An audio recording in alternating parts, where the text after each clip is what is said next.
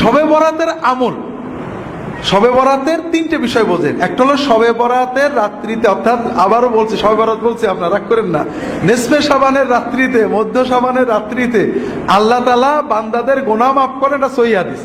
ইন্নাল্লাহা লা ইয়াত্তালিউ ফি লাইলাতিন নিসফি মিন শাবান ইলা ইবাদিহি ফায়াগফিরু লিজামিই খালকিহি ইল্লা লিমুশরিকিন আও মুশাহিন। আল্লাহ তাআলা মধ্য শাবানের রাত্রিতে তার বান্দাদের দিকে দৃষ্টিপাত করেন। আল্লাহ মধ্য শাবানের রাত্রিতে তার বান্দাদের দিকে দৃষ্টিপাত করেন, তখন তিনি দুই শ্রেণীর মানুষ ছাড়া সকল শ্রেণীর সৃষ্টিকে মাফ করে দেন। যাদের ভিতরে শিরক আছে এবং যাদের ভিতরে হিংসা আছে, এই হিংসা এবং শিরক যাদের আছে তাদের ছাড়া বাকি সকল মানুষকে আল্লাহ মাফ করে দেন। তাহলে শবে বরাত হলো একটা কমন বোনাস। আপনি যদি এই রাত্রিতে ঘুমিয়ে থাকেন, জেগে থাকেন, কিন্তু আপনার অন্তরে শিরক নেই, আপনার অন্তরে হিংসা বিদ্বেষ নেই, ইনশাআল্লাহ আপনার নসিবে এই আল্লাহর বোনাসটা এসে যাবে, আপনার অ্যাকাউন্টে আপনার বোনাস জমা হয়ে যাবে। কথাই বুঝতে পেরেছেন? এখন দ্বিতীয় বিষয় হলো আমরা কি করব, আমরা আমল করব কিনা। আমল না করলে, ঘুমিয়ে থাকলেও আপনি বোনাস পাবেন। এ ব্যাপারে সহিহ হাদিস পাওয়া যায় না, কিছু জয়ীফ হাদিস আছে। দুটো আমল পাওয়া যায় জয়ীফ হাদিস দ্বারা, বা তিনটে আমল পাওয়া যায়। একটা হলো কবর জিয়ারত, আর একটা হলো দোয়া, আর একটা হলো সালাত। এই বিষয়ে যতগুলো হাদিস আছে সবই জয়ীফ।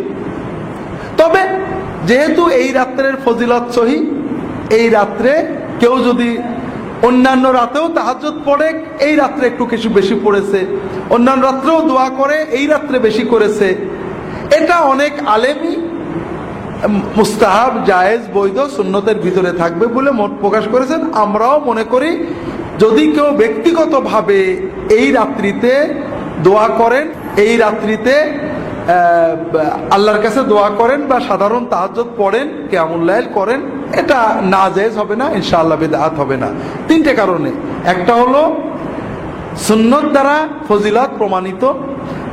এখানে জয়ীফ হাদিস দিয়ে কেউ আমল করলে এটা সরাসরি বেদাত বলা ঠিক না। তাবেঈদের যুগ থেকে কোন কোন তাবেঈ এই রাত্রে ইবাদত করেছেন। তবে এই রাত্রিতে ইবাদত মসজিদে যেয়ে করা, সমবেত করা, এটা সকল ইমাম হানাফি, শাফিঈ, মালিকি, হাম্বলি সবাই বেদাত বলেছেন, মাকরুহ বলেছেন। এটা নিয়ে কোনো মতভেদ নেই।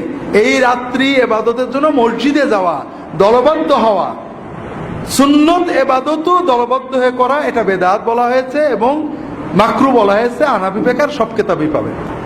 তৃতীয় হলো এই রাত্রিতে ভাগ্য লেখা হয়, এই মর্মে যত কথা আছে সবই জাল কথা। চতুর্থ হলো এই রাতের পরের দিনে রোজা রাখা।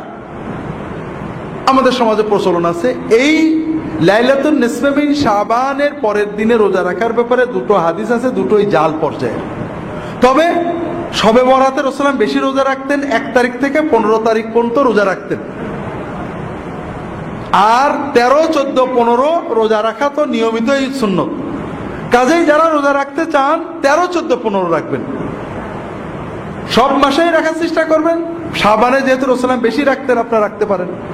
মধ্য শাবানের রাত বা শবে বরাত বিষয়ে শেষ কথাটা বাদ রয়ে গিয়েছিল।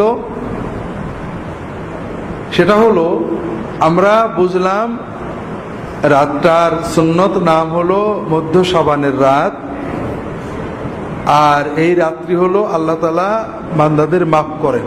এই রাত্রিতে নেক আমল করার ব্যাপারে কোনো সহিহ হাদিস পাওয়া যায় না। আল্লাহর মাগফিরাতের সহিহ হাদিস আছে। তবে দোয়া করা, সালাত আদায় করা, কবর জিয়ারত করা, এ সকল বিষয়ে জয়ীফ হাদিস আছে। তো যদি এগুলো ব্যক্তিগত আমল করেন এটা সুন্নাহ বিরোধী নয়।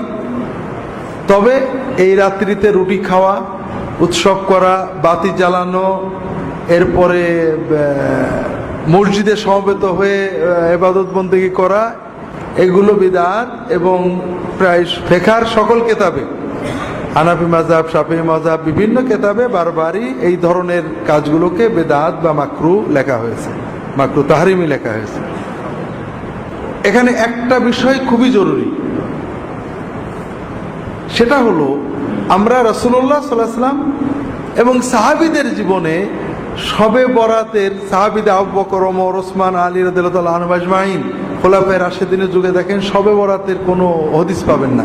পুরো ইসলামের ইতিহাসে ইবনে কাসির, তবারি, মানে রাসূলুল্লাহ সাল্লামের হিজরত থেকে সাহাবী তাবেঈনরা মসজিদে সমবেত হয়েছেন, অথবা আবু বকর, ওমর, ওসমান তারা এই রাত পালন করেছেন, এরকম কিছু পাওয়া যায় না। এর একটা বড় কারণ হলো ইসলাম আমাদেরকে জীবন ঘনিষ্ঠ ধর্ম দেয়, বতুরে না। আমরা শবে বরাতে কি জন্য গুরুত্ব দিই? এই রাত্রিতে আল্লাহ দোয়া কবুল করে, এটাই তো মূল, নাকি বলেন?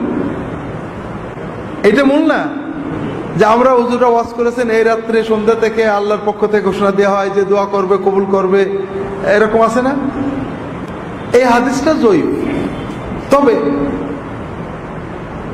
আমরা আশা করি এই রাতে দোয়া কবুল হবে। একাধিক হাদিস রয়েছে, সহিহ মুসলিম এবং অন্যান্য কিতাবে সহিহ হাদিস রয়েছে যে প্রতি রাত্রে রাতের যখন প্রথম 1/3 পার হয়ে যায়, রাতের প্রথম 1/3 পার হয়ে যায়, তার মানে 3 থেকে 4 ঘন্টা রাত হয়ে যায়। বর্তমান সময়ে আমাদের সন্ধ্যায় 7টায় ফজরের আজান হয়, ফজরের নামাজই হয় 5টায়, 4টায় ফিরে আজান, 3টে, এই 7টা, 8টা, 9টা, 10টা, 11টা, 12টা, 1টা, 2টো, 3টে, 4টে, 9 ঘন্টার রাত। তাহলে 1/3 মানে 3 ঘন্টা, 8টা, 9টা, 10টা, রাত 3 সাড়ে 3 ঘন্টা, তার মানে 10টা, সাড়ে 10টা। যখন রাত বড় হয় সন্ধ্যাও আগেই। যখন রাতের প্রথম 1/3 পার হয়ে যায়, আল্লাহ তাআলা সুবহানাহু ওয়া তাআলা প্রথম আসমানে নেমে আসেন। আল্লাহ তাআলার পক্ষ থেকে ঘোষণা দেওয়া হয় যে কে আসো দোয়া করবে, আমি তার সকল দোয়া কবুল করব। কে আসো আমার কাছে সাহায্য চাবে, আমি তাকে সাহায্য করব। কে আসো গুনাহ করেছো, গুনার মাপ চাও, আমি তোমার গুনাহ মাফ করে দেব। ওয়াযালিকা কুল্লা লাইলা, প্রতি রাতেই এই দোয়া, এই সুযোগ আল্লাহ দিতে থাকে। তাহলে আমরা যদি প্রতি রাতেই রাত 10টা, সাড়ে 10টা বেজে গেলে ঘুমানোর আগে 2-4 রাকাত নামাজ পড়ে আল্লাহর কাছে মন খুলে দোয়াটা করে শুই, তাহলে কিন্তু আমাদের প্রতি রাতই শবে বরাত হয়ে যায়। কথাটা কেমন বুঝতে পেরেছেন? আর এটা হলো ইসলামের মূল শিক্ষা, যে আপনি প্রতি রাতেই আল্লাহর কাছে কিছু চান, কারণ আপনি সারা বছরের চাওয়া একবারে চাওয়া যায় না ভাই। প্রতি রাতে আপনার নগদ যা আছে আল্লাহর কাছে চান, আল্লাহর কাছে মনের আবেগ জানান, আল্লাহ কবুল করবেন, আপনার জীবনটা আল্লাহমুখী হবে, আল্লাহর সাথে সম্পর্ক ঘনিষ্ঠ হবে। পাশাপাশি আলেম ওলামাদের সহবতে যেতে হবে, বইপত্র পড়তে হবে। আল্লাহ তাআলা তৌফিক দান করুন, আমিন।